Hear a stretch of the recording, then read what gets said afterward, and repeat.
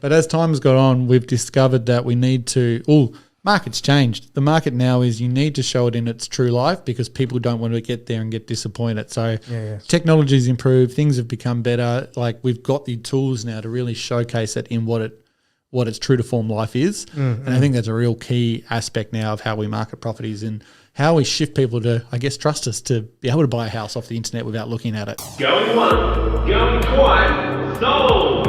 You're listening to The Property Pod. All right, everyone, welcome to another edition of The Property Pod. It is the second one for the year, and I'm excited to be joined here at the desk by John McGregor. And we're actually flying solo this week, John Mac. Yeah, exactly, because we're one down from the room, but I believe we're one extra for the office, I believe.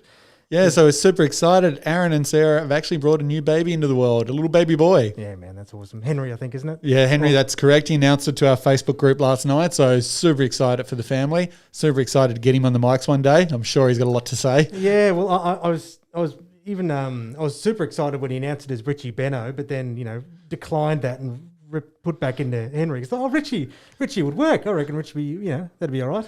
I'm glad you read his message in Facebook the same as I did last night because I read it and thought, Richie, what a great name. And then Abby's come home and she's like, Aaron's got a new baby, Henry. I'm like, what are you talking about? Richie.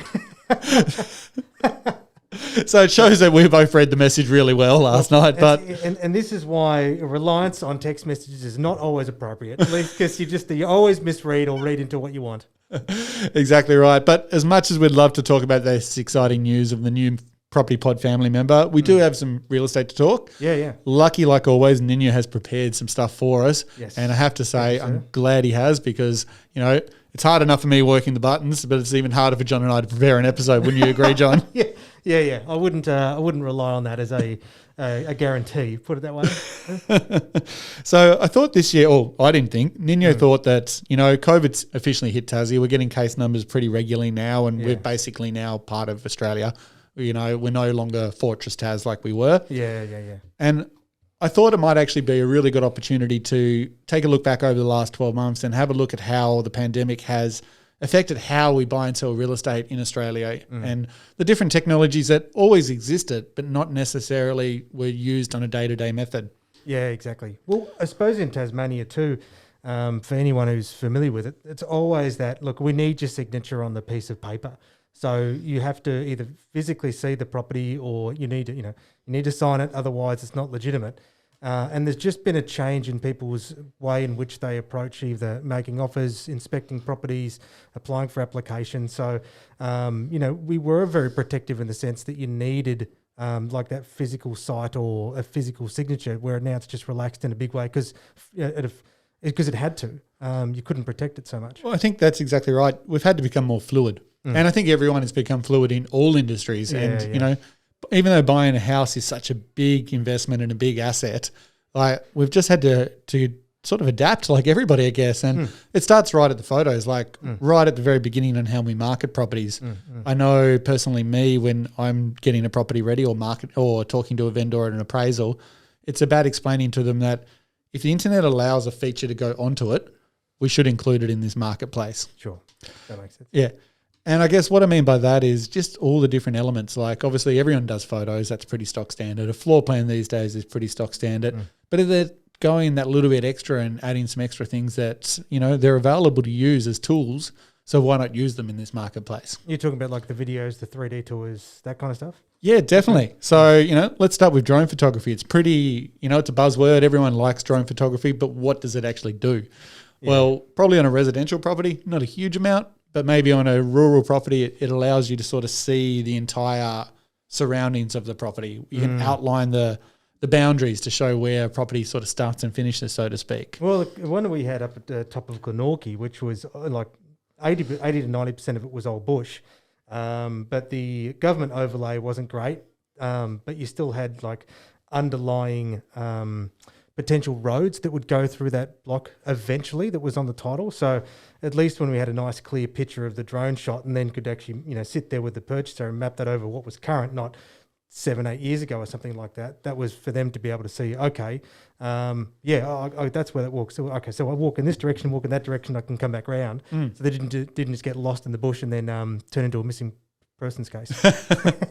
And look, drone photography, I said a moment ago, it doesn't have any place in residential, but when you've raised that sort of example there, like it's great if you've got a property that is close to services. Like maybe you've got an elderly couple looking to downsize and the home's, 2 blocks from the doctor's surgery or the chemist and it's walking distance. Being able to map that out and show people how close, I think is a huge advantage. Well, I mean, the other thing too, the reliance. I mean, Google Maps is an insane technology, but it's still not today. Yeah, and it's that where a garage could be added, or the grass could be a different color, or the roof could be in a completely different condition. In the end, people, as much as they try and rely on the past, need to know what's current. Yeah, and the true full visual representation of that makes sense. and I think you've just raised a really valid point into another different technology we use in the way of Matterport tours. Like photos are fantastic, but they only show you what the photographer wants you to see. And in a day and age where we are now, where borders are closing, opening, people are worried about getting on flights to be able to come inspect a property in person, a Matterport tour allows you to walk through the home like you're physically in it. And I think that can be a huge advantage as well. And spend the time staring at all the corners and trying to find all the things wrong with it. Yeah, exactly. And even more so, just getting a really good sense for it before you commit to viewing the property in person. And on the other side too is because we had proven the fastest selling state multiple times, that when people only had 15 minutes to walk in through a home and then they weren't granted a second inspection, at least they could view it before on the day and then go back home and continue to view it now that 3D tour starts to make more context and better sense. So you can have 30 inspections if you want on the property on your desk at home, whereas it's just you don't have that freedom in person. It's funny you say that. I'd never actually thought about it like that, but that's a great way to sort of explain to the purchaser the value of the Matterport tour. For me, I also thought about it a different way. Like as we get more cases here, they're getting a bit nervous to go out to restaurants, to bars, to just general places. Like gone are the potential days of going on Saturday and going to 5 or 6 open homes, one after the other, because people are nervous about that aspect. Yeah, exactly.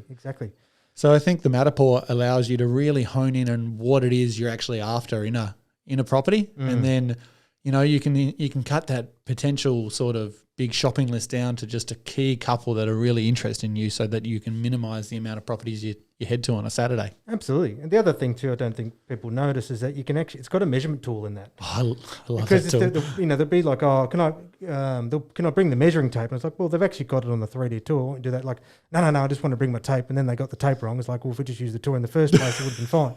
But the accuracy of that, it's like what, 99.98% or something. I think you're about spot on there. It's 99.9 something stupid. Like, in other words, what you see with your eye is what it is in real life, which is what I think the real power of the Matterport tour is. Yeah, so you can just copy paste your couch onto it, which not silly as it sounds. Well, you laugh about that, but Aaron and I, we sit in a lot of conferences digitally at the moment because we can't attend them in person, and we sat in on Matterport one recently, and that's coming. You'll be able to go and get your fantastic furniture couch off a drop down and actually physically put it into the room to see how it'll fit. I love that. Well, it's coming from us. Like my partner's got just a stupidly big leather couch that she loves, and it's hard to find places that actually fit it. I know mine doesn't, but it's like, we've got the couch. It's a good couch. Don't get me wrong, but sometimes you can just see people who just bought the wrong size couch for the wrong house. At least to be able to sit there and map that on there. A lot of people too can't visualize very well. So I think that extra level of security where you are, take our rental properties, for example. I know in Hobart it was a common thing to say, look, you've had to inspect it personally, or someone had to inspect it personally on your behalf. And again, those two things have just been taken out of the equation. So all that's left really is these 3D tours. And so for us, relaxing the, qualifications to be able to apply for it, and then giving the people the extra tools to have a little bit more confidence in doing it. And if you could sit there and do the 3D tour and attach your furniture into it, that helps perspective. And like, okay, good, now I can go with this with confidence. Exactly right. It really just helps nail down exactly what the home's current condition is, what its potential future is. Like, it really does help you get a better understanding. But, there's some amazing tools around showing people what a house is like, but then you really do still need to get to the traditional inspection. And there's been a bit of a change around that as well, I've noticed, and I'm sure you have too over the last 12 months, around 2 sections. One, how you actually book into an inspection, and two, how it can actually be conducted these days. So I know here in our office, not so much at the moment, but for a while last year, we were actually doing online bookings where we'd be able to give people access to our calendar, and someone could then look and say, well, I'm available at 2:00 on Tuesday. John's available, then great, and booking for that inspection.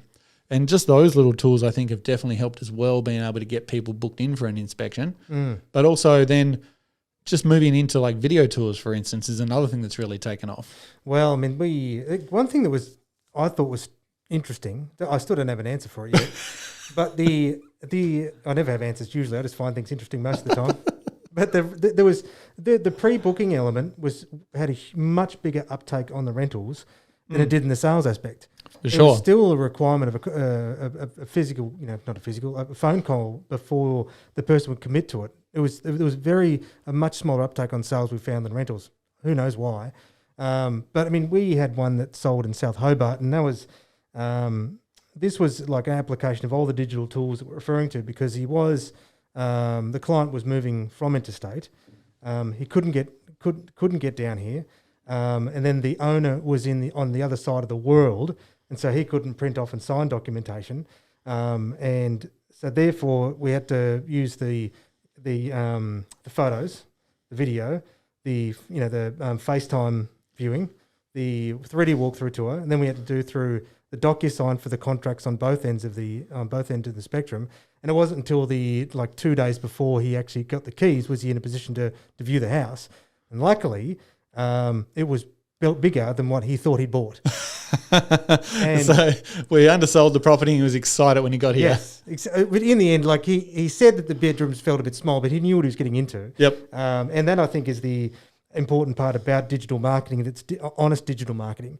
Especially, I suppose, with the way that we do our photos here, it's that they're representative of what the actual room is, not super wide-angle lenses, which is going to make the person super disappointed. Yeah, and I think that's a key thing that people need to understand is that you're right. Probably 5 or 6 years ago, a lot of real estate agents did try to make a room feel better or bigger than what it was, and they'd use trick photography to do so. But as time's gone on, we've discovered that we need to market's changed. The market now is you need to show it in its true life because people don't want to get there and get disappointed. So technology's improved, things have become better. Like we've got the tools now to really showcase it in what its true to form life is. And I think that's a real key aspect now of how we market properties and how we shift people to, I guess, trust us to be able to buy a house off the internet without looking at it. I think that's the big key, because it's not a means that people want to do it.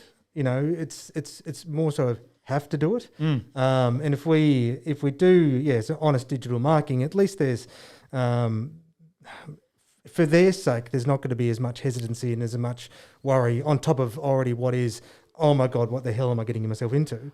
Because it's like our client, it's like, again, it wasn't because he wanted to do it this way, it's because it was a necessity to do it that way.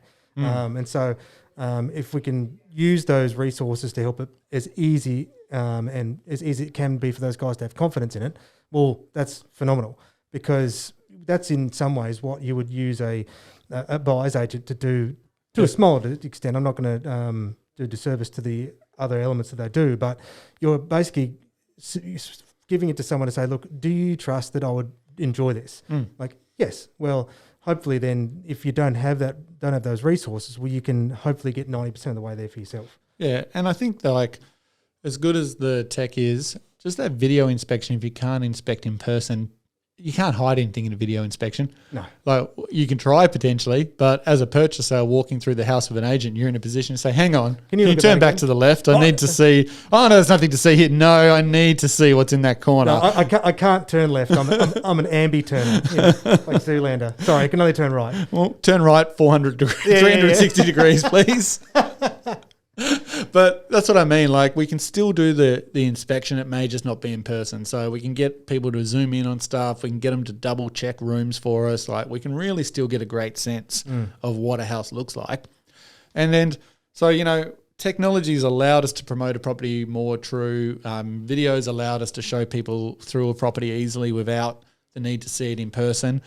Like, the next thing that I've seen that's probably changed, and I'm sure, or I know you've done it as well, is just how we obtain offers on properties, just to minimize the risk of how long we spend with a potential purchaser in a room. So something that we've implemented here at 414, and I know some other agencies have started to implement, is like offer forms rather than a full signed contract. Sure. Just like an expression of interest form, I guess, is the best way to describe it. Is that how you describe it, John? Well, absolutely. And it mainly because the Tasmania is unique in the way that it was always the offer must be on the contract, and that's the only thing that's going to make it legitimate. Well, and the idea being that people say that's the only legal way of submitting an offer. Well, no, it isn't. You can express an offer in any way you want. We can write it on a napkin and have both people sign it. Yeah, Like, exactly. let's be honest. It's just an expression of an offer. It's not a contract. That's two very different things. you Yeah.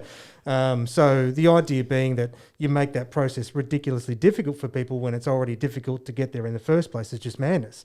Well, on that, one thing I've seen heaps lately, and it really grinds me the wrong way, is like agents. We're all super busy at the moment because the market here in Hobart's just ridiculous. We're receiving multiple offers on every single property, and agents have almost got to that point where they're a little bit lazy, and so they're getting a blank contract. They're flicking it through to a buyer that hasn't bought a house for 5 or 10 years, Fill it out, if at all. Fill this out and send it back to me signed, and I'll take it to the owner. I need it by tomorrow. Yeah. Or I need it by this afternoon. Yeah. What am I even looking at? Yeah. And like they're given a 12-page document with all this legal information on it, and they're like, what am I going to do with this? Like that is a great example of how you make something difficult when it doesn't need to be difficult. And probably why we brought in our little offer form, which is, like I said, it's not a legally binding form. It's just an expression of interest for us to understand what is that the buyer is willing to pay and what the conditions behind that is. And it's a conversation starter for us and the vendor. Then if the vendor likes a potential offer, we would then meet in person to go down the traditional path of getting a proper contract signed. But I think a lot of people get confused and think that, they have to go through that whole signature process to just have a conversation around price. And we really don't in today's market. Ideally, we'd love to go down that path, but we have to have that fluid aspect, I think, when presenting offers and obtaining contracts at the moment. Well, I think generally speaking, most people probably just don't want to spend the time on it, which is fair enough. I wouldn't. It's like, we all know what we're doing here. Can we have some commitment that's going to move this process along quicker?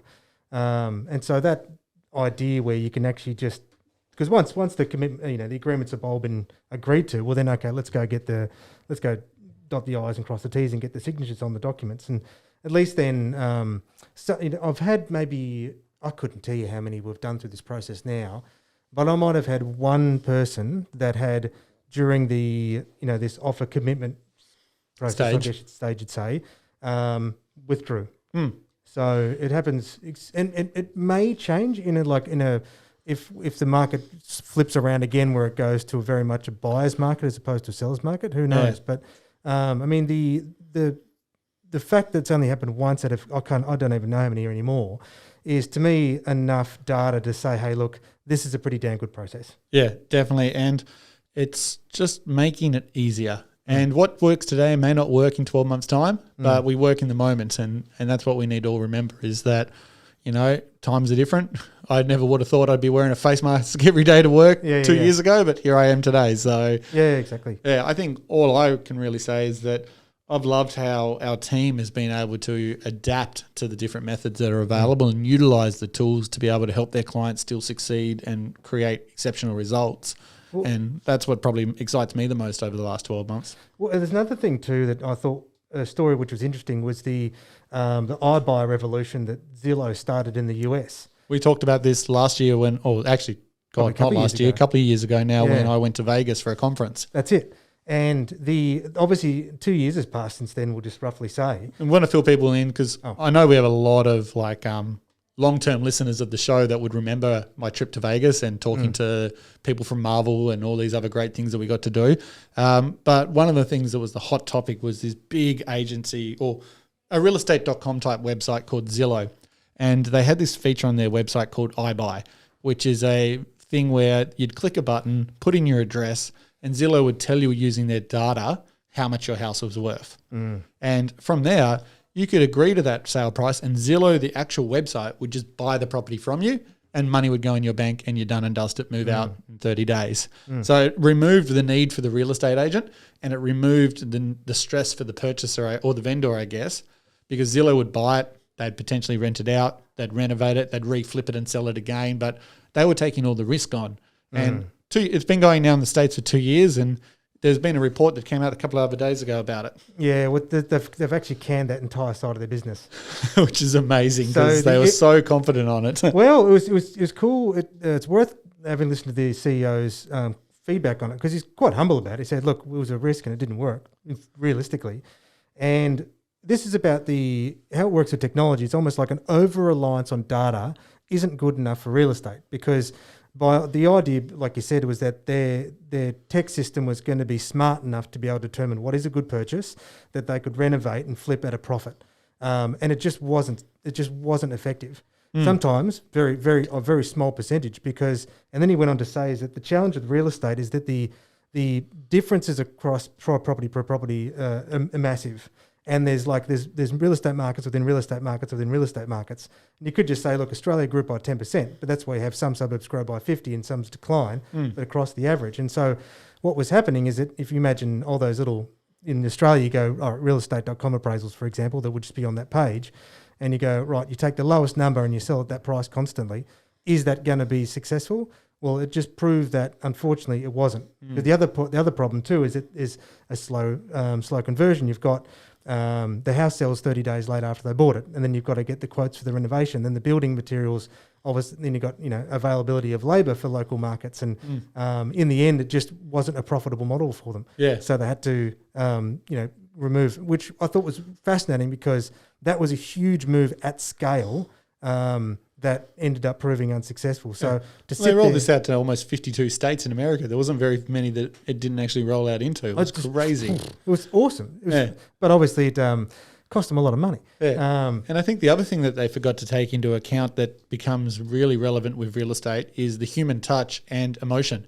Exactly. A lot of people buy an emotion, and a lot of agents will work with buyers to help them achieve their goals. Sure. And unfortunately, Siri and Google can't do that. They can't do that. All they can do is crunch numbers and say, this is what it's worth. Yeah. But they can't ascertain what the market shift is doing until it's too late. Yeah. Because they rely on those emotional buyers to settle and that data to come through. And then that's what allows them to model what a house might be potentially worth. And that's what's so fascinating about real estate as an asset versus a lot of other classes where the share price is just going to go in and out and bang, it's gone. But real estate doesn't work that way, and that's where all these elements of the technologies, you think, you're dealing with bots. Now, at the very end of the day, you are dealing with a person who's on 9 times out of 10 making an emotional purchase. And if we forget that, there's every likelihood that the whole industry could stop to a degree, because if the people can't have that connection with that other person, the trust in them actually buying a property is going to be, is going to reduce dramatically and slow down that whole point. So even though we can have, they've had that capacity to try and buy and sell property with the 3D tours, and interestingly enough, I suppose because everyone thought or saw that the prices were rising, everyone is just trying to buy. It doesn't as much as just getting in and moving quickly.